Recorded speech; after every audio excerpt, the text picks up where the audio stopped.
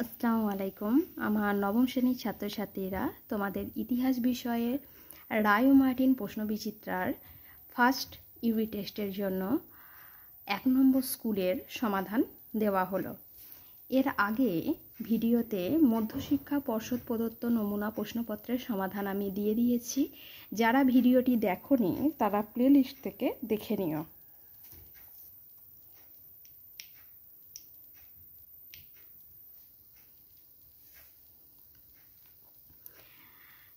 এক নম্বর প্রশ্ন,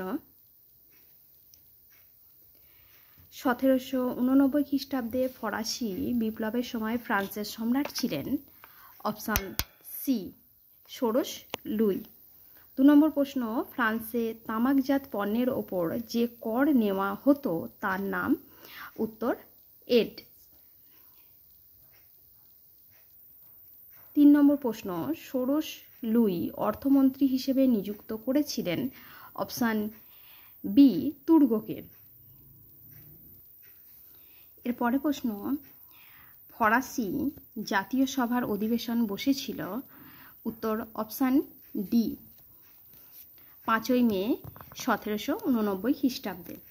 অবাধ বাণিজ্য নীতির পক্ষে ছিলেন। Option B Adam Smith. এরপরে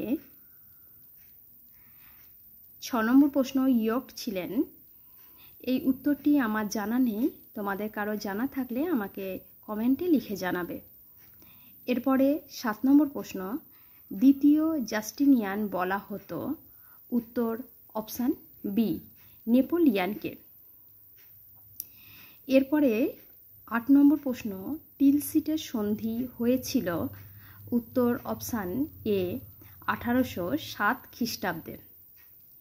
এরপরে 9 নম্বর প্রশ্ন, নীল নদের যুদ্ধে নেপোলিয়ান পরাজিত হন। উত্তর অপশান বি নেলসনের কাছে। 10 নম্বর প্রশ্ন, নেপোলিয়ানের মৃত্যু হয়। উত্তর অপশান সি সেন্ট হেলেনা দ্বীপে। এরপরে বাম স্তম্ভের সঙ্গে ডান স্তম্ভ মিলিয়ে লেখো। 1 নম্বর চতুর্দশ লুই। উত্তর অপশান সি নেপোলিয়ান। 2 স্পেনীয় ক্ষত। উত্তর আমি এখানে উত্তরটা একটু ভুল বলে ফেললাম। 1 নম্বর চতুর্দশ লুই। উত্তর অপশান বি আমি রাষ্ট্র।